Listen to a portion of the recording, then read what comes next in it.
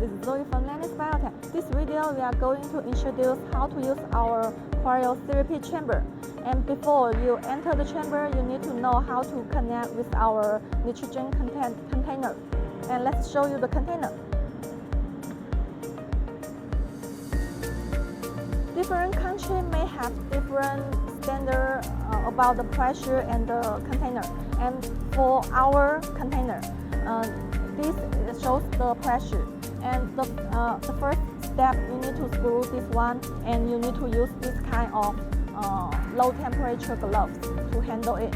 And when the pressure between the 0.05 to 0.1, and at this time you can close it, and then you can open this valve to control the nitrogen delivery. See? And after we make it, and we can control our panel. We will choose the pre-cooling mode, and like minus 100 degrees centigrade, and then we start. And after this progress needs about 3 minutes. After 3 minutes, the person enters the chamber, and we close the chamber, and then we can choose the standard mode or extreme cold mode. It depends on your needs.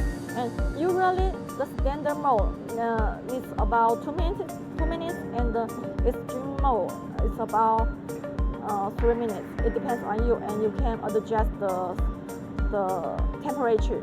And after the therapy, after 3 minutes, you can you need to open the door, and the inside person comes out, and then you still need to run any mode and start it. And this step is to delivering the stock nitrogen on the tubes, and then you can choose the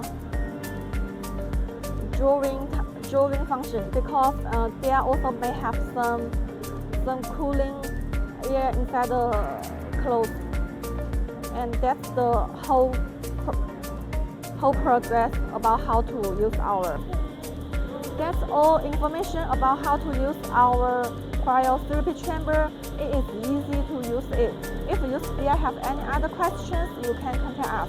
Thanks for watching.